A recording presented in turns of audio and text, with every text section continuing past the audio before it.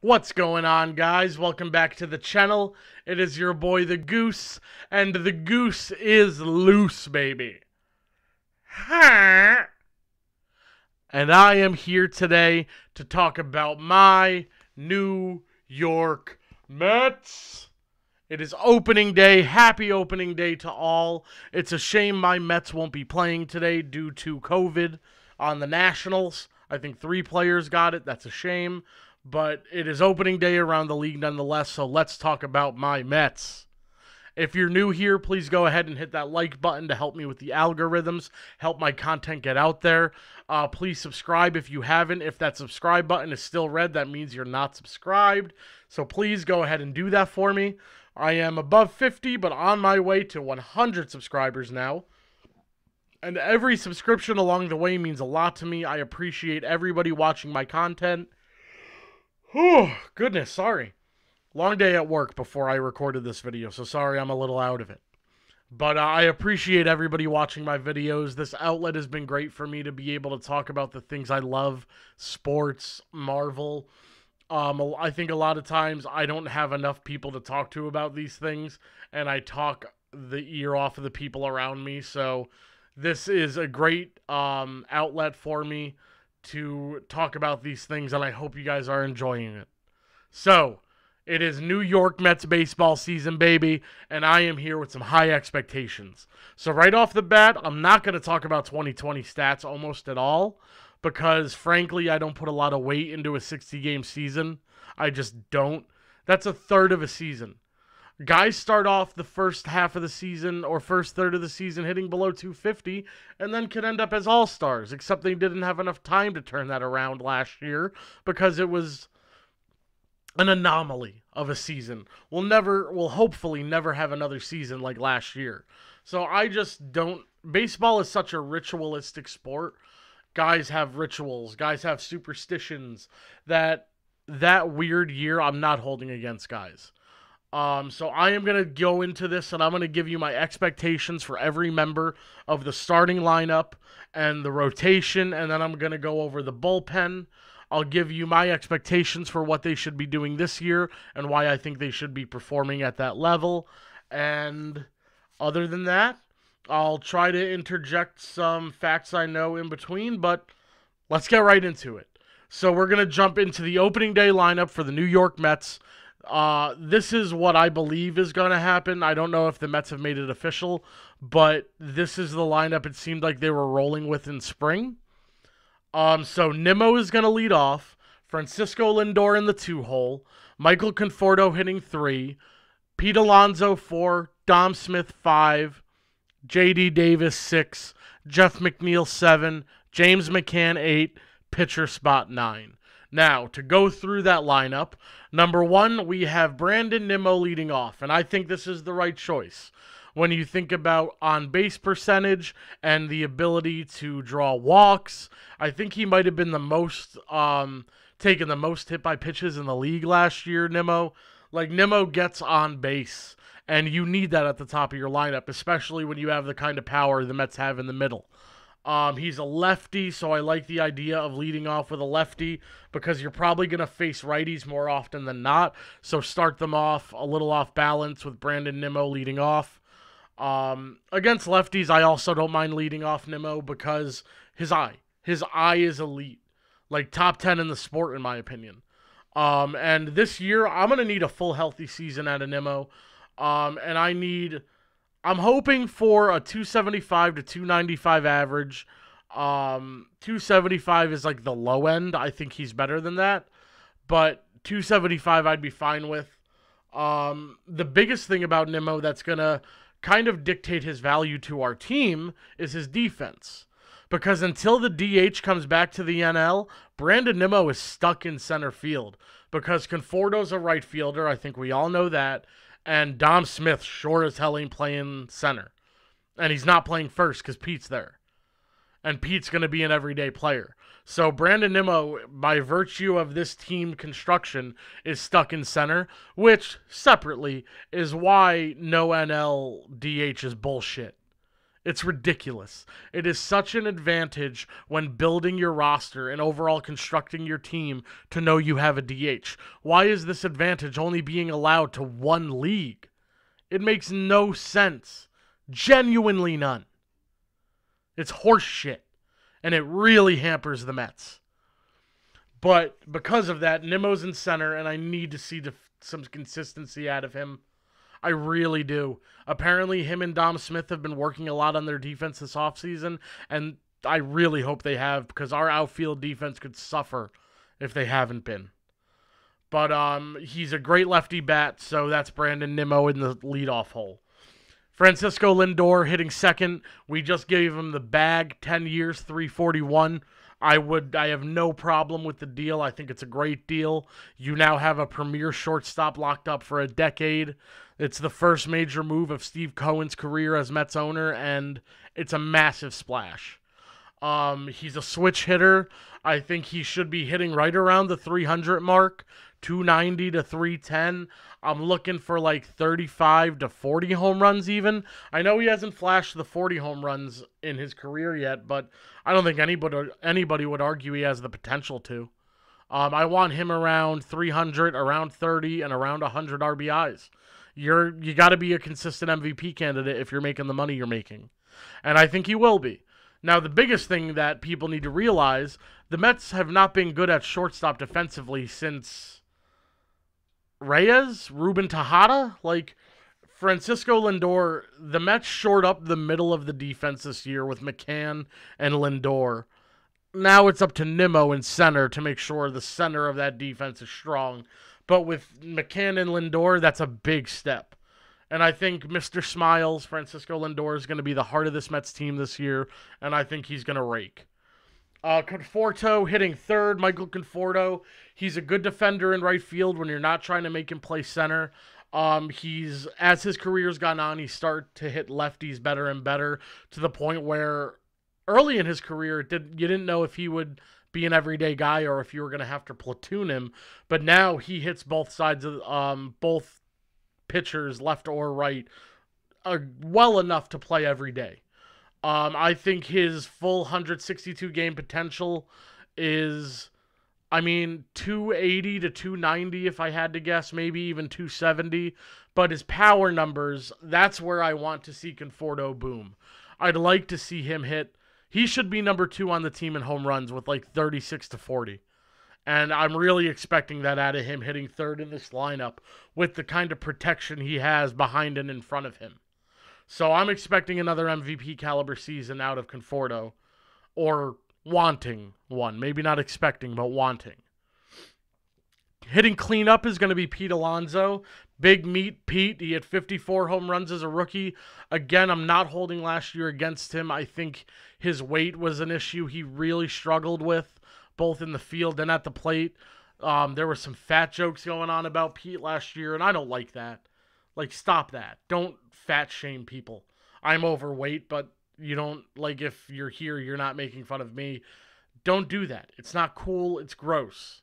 Like, these guys might be pro athletes, but they're people, you know? So I think Pete's been working really hard to get himself into better shape, better conditioning, and I want to see that this year, and I want to see the benefits of that.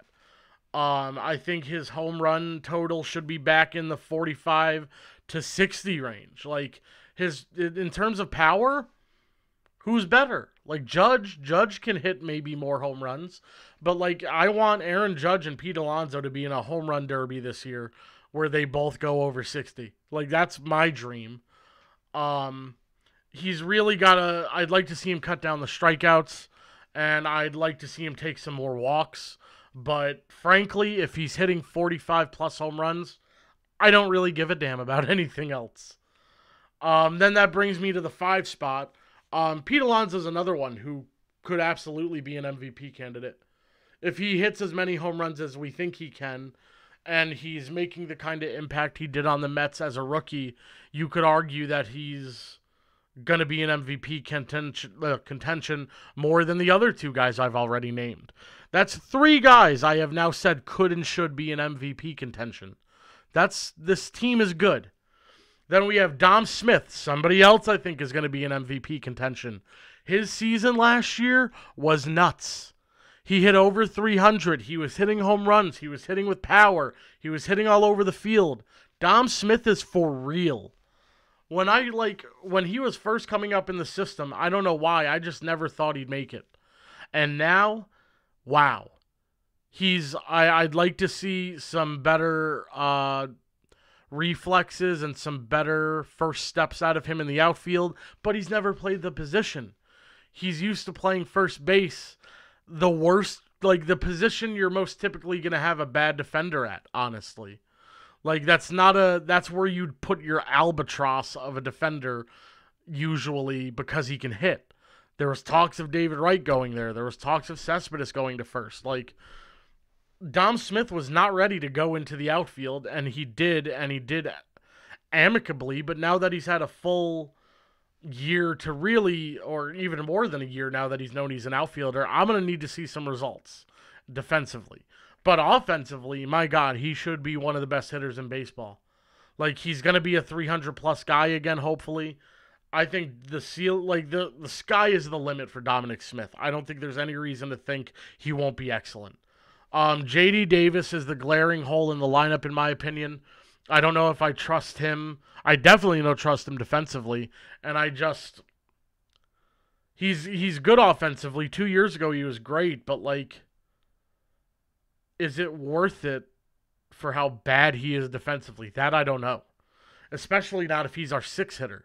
And could be our 7 hitter if McNeil slides up or if McCann goes up. I think third base is going to be the position we have to make a move for at the deadline, if I had to guess. So J.D. Davis, you better keep up your offensive numbers to make up for your shit defense. Otherwise, you have no value to this club. I think he'd be better off as your premier bench bat, if we're being honest.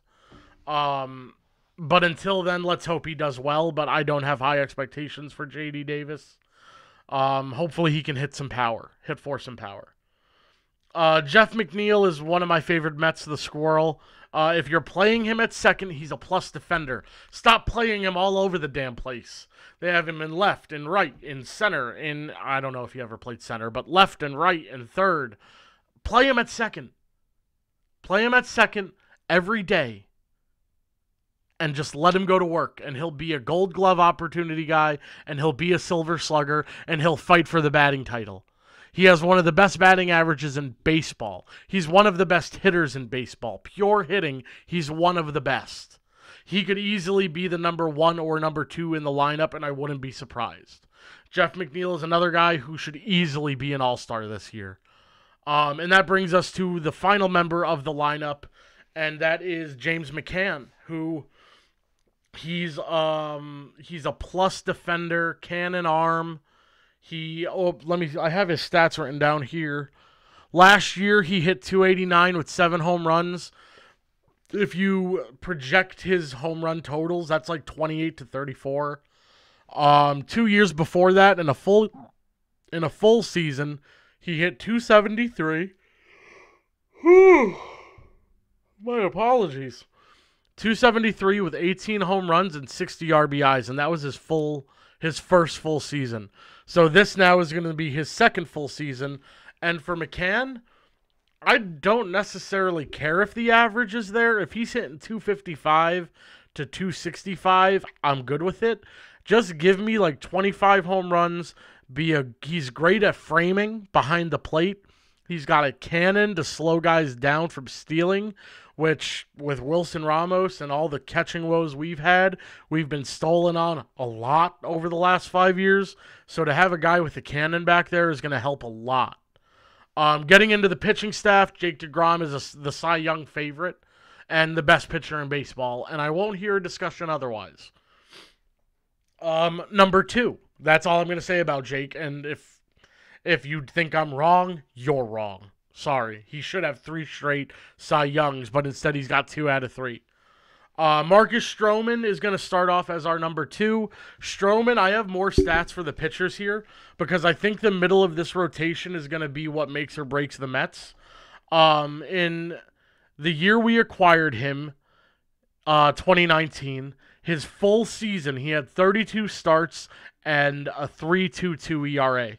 That's elite. That's a great number 2.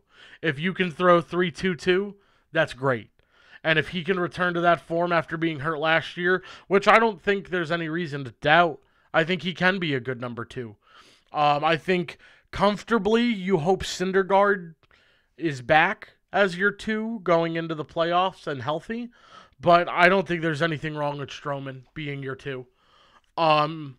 So right now, Carlos Carrasco is starting the season on the 10-day DL, but when he's healthy, and he should be in the rotation by the second time through the rotation, he is the consummate professional. From like 2014 to 2019, he had like a 3.2 or 3.3 ERA. He's an innings eater. He's exactly what the Mets needed, honestly, since they missed out on, since they know they're going to miss Syndergaard. He's the perfect innings eater. And last year he had a 2.91 ERA. So if that's your 3, you're in good shape. Our number 4 is going to be Taijuan Walker, who in 2018 and 19 he was pretty banged up. But in 108 career starts, he's a 3.84 ERA guy. And in 11 starts last year, he had a 2.70 ERA. So if that's your 4, that's pretty solid. Then we have David Peterson. He was a rookie last year. In 49 innings, he had a 3.4 ERA, which is really nice. I think he's going to be a guy you have to monitor his innings because his first pro year was in a short season. This is kind of his stretching out season where, like, as a young guy, you have to find out if your arm is an arm that is like a 7 innings every game and a 210 inning season, or is Peterson somebody who's like a 180, a 175? That's what we're going to find out this year. And somebody else we acquired as kind of insurance, I feel like, for our Syndergaard question is Joey Lucchesi. In 2018, he had a 4 ERA. In 2019, he had a 4.1 ERA. And in 2020, he was hurt.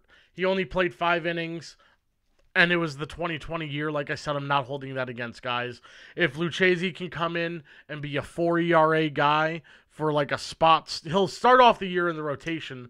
But once Carrasco is back and Syndergaard is back, I kind of think of him as a long man spot start guy. As far as the whole rotation goes, I expect DeGrom to be a Cy Young candidate. Stroman, if he can make the All-Star game, that's ideal. And everybody else, I think Carrasco's a lock to be solid. He's never been bad in his career. Peterson is somebody to monitor, and Lucchesi is somebody to monitor. Those are my 2 big question marks. And I suppose Taijuan Walker, because he was hurt in 18 and 19. But I'm pretty confident he should be fine. And all that being said, we have Syndergaard coming back for the All-Star break, if not sooner. So I think our rotation is excellent. And now the bullpen. The final thing I'm going to talk about is the bullpen, and I think this is our biggest question mark. So leading off the bullpen is going to be Edwin Diaz. He looked great last year.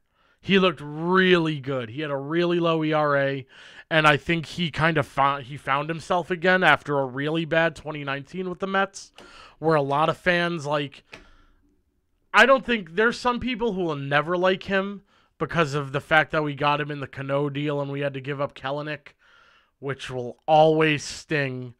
But if he bounces back and can take form as like an all-star level closer, when we acquired him, he was the best closer in baseball, or at least the best young closer in baseball.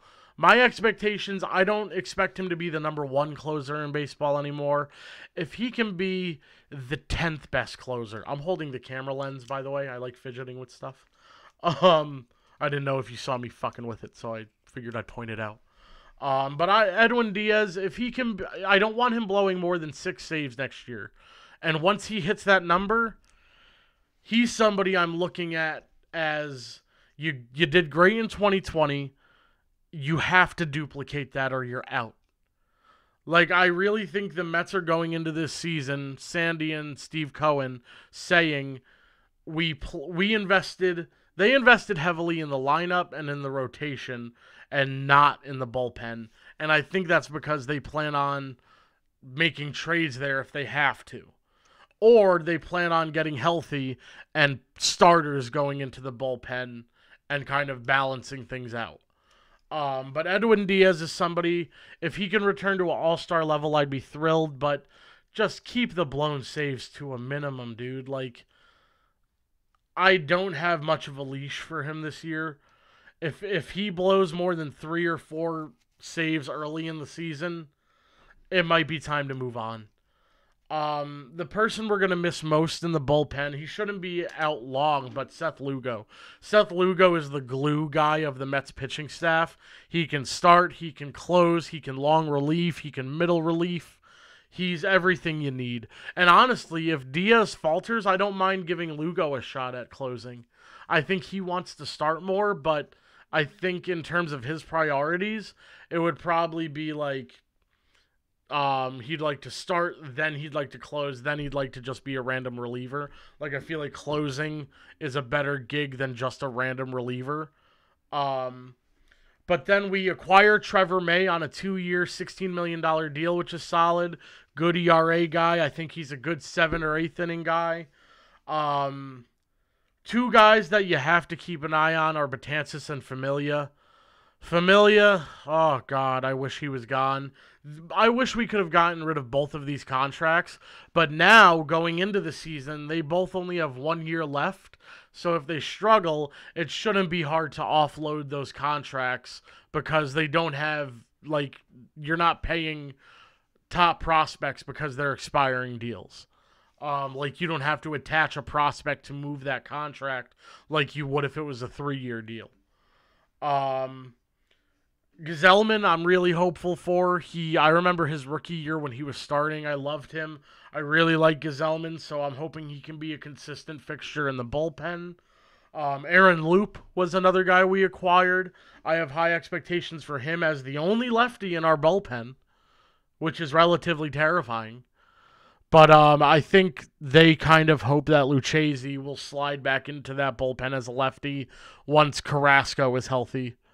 And once Syndergaard is healthy as well. Peterson could potentially become a bullpen arm at that point. Then there are some other guys like Jacob Barnes. He might be doing some opening stuff. As far as opening goes, I don't have an opinion one way or the other. If it works better strategically, do it. I don't care who starts the game. I want my best pitchers pitching the most important innings. So if you decide to have an opener for certain guys, I'm fine with it. And Jacob Barnes did really well in that role in spring training the one time we saw it. So maybe he'll have some opening gigs. And then we have Miguel Castro rounding out the bullpen. I don't know a lot about him, but I know he's a cheap deal. So the Mets want to see if they can get... I think he might have been a Oriole before. He's a cheap deal, though. You want to give him a chance to see if he's got something. And if not, you move on. But the bullpen is going to be the shaky area, if I had to guess. So, what does that mean now that I've gone over the lineup, the bullpen, and the rotation? In terms of prospects, Jordan Yamamoto is somebody who could come up and pitch if he needed to. I don't know how to say his name, but he's been a prospect forever. Thomas Zapuki? Szapuki? Thomas Zapuki, he's a lefty down in the minors who's been in our minor league system for a while, so maybe he can come up and throw some innings.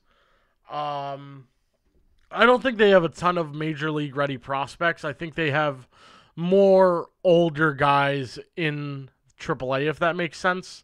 Like, they don't have a lot of prospects ready to break through right now. The big prospects, the guys like Ronnie Mauricio, Brett Beatty, Francisco Alvarez, Matthew Allen, those are like 2 years away, 3 years away, maybe even 4 years away for some of them. But I don't think they have any big guys ready to burst into the lineup anytime soon. Ultimately, my projection for this team is a first or second place finish in the division, no lower than that. I'm sorry, they're better than the Nationals. They're better than the Phillies. The Phillies are a 4th place team.